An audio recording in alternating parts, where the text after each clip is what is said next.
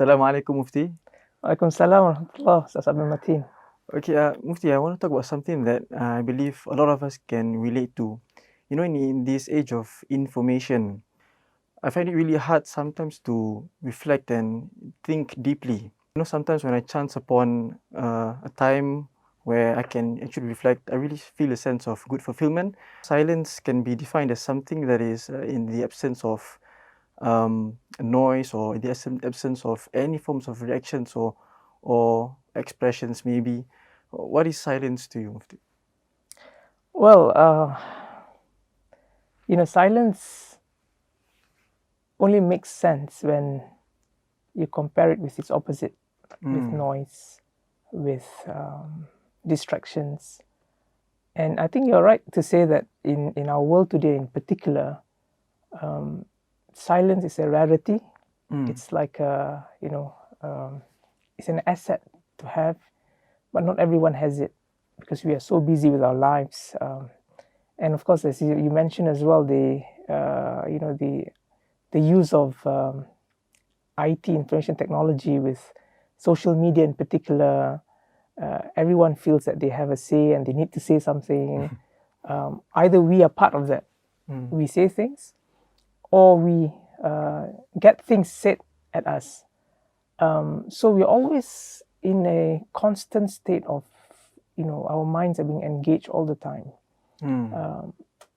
In some ways, of course, it's good for our minds to be engaged, to think about, issues and questions and to think of answers and solutions. But I think it's also part of our human nature, which we have to discover, is our ability to listen to ourselves. That state of calmness within us. The people say, your conscience must be clear. When you do something, you have to have a very clear conscience. Yeah. But in order for us to really have our conscience on issues, on problems, on challenges, we must be able to hear ourselves. And I don't think we can hear ourselves if we are constantly bombarded with images, sounds, voices. So that is where silence comes in very strongly. So I think, when you do a very simple practice, and I would encourage our listeners to just have this little practice of just try to find a silent moment. Silence does not mean you don't hear anything. When you're in a very quiet room, you will hear something, right? Yeah. You will hear your breathing, because you have to breathe. Yeah. And if you listen even deeper, you will hear your heartbeat. So there are things that are moving. Even as our natural sort of expectation of voices to come around does not exist, but there are things within us that gives off certain sort of natural activity like breathing and our heartbeat. Yeah. But at the same time, you might also be able to pick up your thoughts even clearer. And this is what I mean by, conscience. When you hear yourself speak to yourself, I don't mean, you're at home in your own room, you start talking to yourself and someone starts saying, monologue. Yeah, is he all right? Is she all right? Starting to talk to themselves. And just to hear your inner voice. And I don't think our inner voices will come out if we are constantly having to sort of listen to external voices, external imageries. And one of the most powerful outcomes of having those moments of silence is clarity in thought. Your thinking becomes a lot clearer. And I think today a lot of people suffer from, the confusion in terms of, you're not sure how you react to certain things and what you should do, because, like I said, there's so many voices, there's so many sounds. We call it a cacophony of, of all sorts of reactions. And you are now today geared or naturally built, because of all the IT and our smartphones and social media, you're geared towards that. You are being, directed into a condition where, people will tell you what to do, people will tell you things, and people will influence you very powerfully. Wow. Even as you don't realize it. right? So I think that's one of the effects of social media. If you're not careful, so that's what happens, because people do that to you, and you also do that to other people. So you contribute to those noises. And I think that's where our process of self-discovery weakens, because we're not sure what we are, where we stand, and what we want in life. So that clarity is important, and it comes out from silence. And all the traditions of religious traditions. Our Prophet ﷺ, peace be upon him, meditated in Hira for a long time. He wanted to get away from the din of the city of Mecca. A lot of noises and a lot of activities, and that doesn't allow him to sort of think about why he's there, what are his aims, and so on and so forth. The big questions. Exactly, the big questions. Likewise, you find in many other religious traditions the tradition of meditation, of self-reclusion. So our world is very challenging to do that entirely, but I think we also want to recognize the very powerful impact of silence in our world today. I guess a lot of people see silence as a form of weakness sometimes, the inability to respond and just keeping quiet. I mean, does it necessarily have to be a form of weakness, or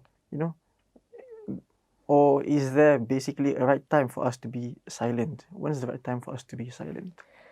That's a very powerful thing to think about, because I think silence is not a sign of weakness. Silence is a sign of strength. When you use it in the right ways, I think it's a very powerful tool. So we have a tradition in Islam. The Prophet ﷺ taught us, in fact, being silent is actually a sign of your faith, right? Man kana yu'minu billahi wal yawmil akhir falyakul khayran aw liyasmut. Whomsoever believes in Allah and the Day of Judgment, so say something good. Either you say something good, falyakul khayran, and if you have nothing good to say, aw liyasmut, be silent. In a very crude form, just zip your mouth, don't say anything. This hadith, which is in the hadith, the 40 hadith collected by Imam An-Nawawi rahimahullah, and in Al-Bukhari and Muslim, Imam Ibn Hajar Al-Haytami said this hadith, because it deals with, he says, the aktharul jawarihi fi'lan. So amongst all our organs or our body parts, this is the most active part, and this is the lisan, the tongue. That's right. We don't realize it, but it's the, we overuse it, so we use it a lot. So because the Prophet talked about it, so he says this is thuluthul Islam. This is a third of your religion, a third of Islam, which is essentially your ability to control speech and know when to speak and when not to speak. So when you ask the question, when is the right time to be silent, is when you think that by saying something in a conversation, it does not bring any good. In fact, in some cases, it harms it harms other people. It hurts other people. We all know, how much the words we say and the words we write and so on. Yeah, sometimes unintentionally. Yeah, exactly. And that is why. And another example of when is in the Quran, in Surah Al-Furqan. Ibadur Rahman, right? The servants of the most compassionate. Allah describes his servants, servants belonging to the most compassionate God. So they are a very special group of people. Alladhina yamshuna ala al-ardi hawna. The first attribute or characteristic is they walk on earth humbly. So they don't walk with, arrogance and trying to, put people down with, their wealth and, whatever. So you can, for example, someone who drives an expensive car, right? You can drive whatever car you like, but you drive an expensive car, and then you start to rev the engine to show off that you have a Maserati or Lamborghini. So that is not hauna. Yeah. You can drive a car, but drive quietly, right? So you put on all these things just to show off, just to get people's attention. This is against the yamshuna ala al-ardi hauna wa idha khatabahum al-jahilun qalu salama. So when al-jahilun, the ignorant, when the ignorant people speak to them or try to have a dialogue with them, they say salama, they say peace, and basically they leave them. So it's going to silence. But I think, and also in Surah Zukhruf at the end, فَاصْفَحْ عَنْهُمْ وَقُلْ سَلَامٌ فَسَوْفَ يَعْلَمُونَ. So forgive them and say salam. So, people who don't like you, or people who want to hurt you, and people who are not interested in having a constructive discussion with you, but rather to either try to just win the argument for no other reasons, to show off, for example, that they're smarter. So there's no particular good objective at the end which brings goodness to people. Al-Jahilun, so the Quran says this group of people, Ibadur Rahman, they will say to this group of Jahilun, the ignorant, Qalu Salama. So peace, and they just walk away.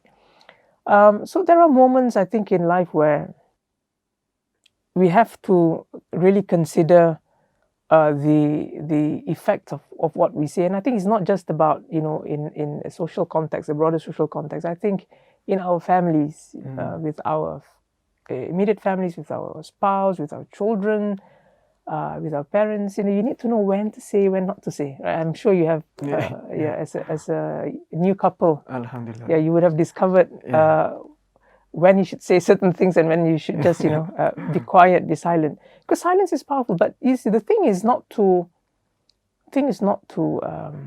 be silent as a form of punishment. So they call it the silent treatment. The passive aggressive. You just keep quiet, and but silence because you think by saying something it makes the situation worse. So that is again the value of silence, and especially in today's world with in a broader social context where you have discussions in the public forum, social media. There's so many things that are being said. There's so many things that are being discussed. There's so many lies that are that are spread, and you see every other opinion or comment will hurt another person, will hurt groups of people, and I think this is the right time for us to think. We perhaps we should talk about silence a lot more, because just for the world to pause for our to have a greater thinking and reflection of the impact of our words and our thoughts on people. Inshallah. But sometimes we can admit that silence is indeed something that we need to reflect upon more and emphasize even in these current circumstances. But and sometimes when in the state of argument, for example, we do have a point actually, and and I believe that points really need to be put upon or across the table, and just put it there. But sometimes, so it's really difficult to then to balance it with the fact that you need to leave an argument and all. So at one point of the spectrum is we want to put across our point, which is to justify or to make sense of everything, but at the same time, at the other spectrum of we need to leave an argument. So when is it best for us to actually make across our point, or to just leave that argument or that point of the conversation? Well, I think the larger issue there is the ethics of disagreement on when you disagree, and I think it's natural for us when we talk about topics, and we have our own views, and many topics, especially when they're very contentious, people are very split on those issues. Certainly, there will be disagreements. I think a broad guideline, we know the Quran keeps telling us, وَجَادِلْهُمْ بِالَّتِي هِيَ أَحْسَنُ. Always when you need to debate and discuss, وَجَادِلْهُمْ بِالَّتِي هِيَ أَحْسَنُ. Debate with them with what is best, but it doesn't go on to say what is ahsan here. Doesn't specify. It does not specify, and I think the reason for that is so the exegetes or mufassirun explain what the best method or the best way here means. So a variety of opinions, whether it's the stronger arguments, whether and so on and so forth. But I think the reason why it's kept general is because you have to look at the situation and decide in this particular environment or context or situation, how can I convey my points in a respectful way that does not hurt people but puts across my views in a fair manner that can be debated and discussed. And I think that's something we have to continue to develop. What is key though is, we talked about this in the earlier podcast, is our ability to listen. Yeah. And a lot of times we cannot have a two-way dialogue or three-way trialogue or whatever conversation, is because we actually don't listen to the other person. So we are bent on our view. We want to impose it on other people. And this is where I think you'll have to look at who you're speaking with. If you speak with someone who you think is deliberately out to sort of just put you down or just ridicule and mock you, then they belong to the al-jahilun, where you just say salam, thank you very much, may peace be with you, and you walk away.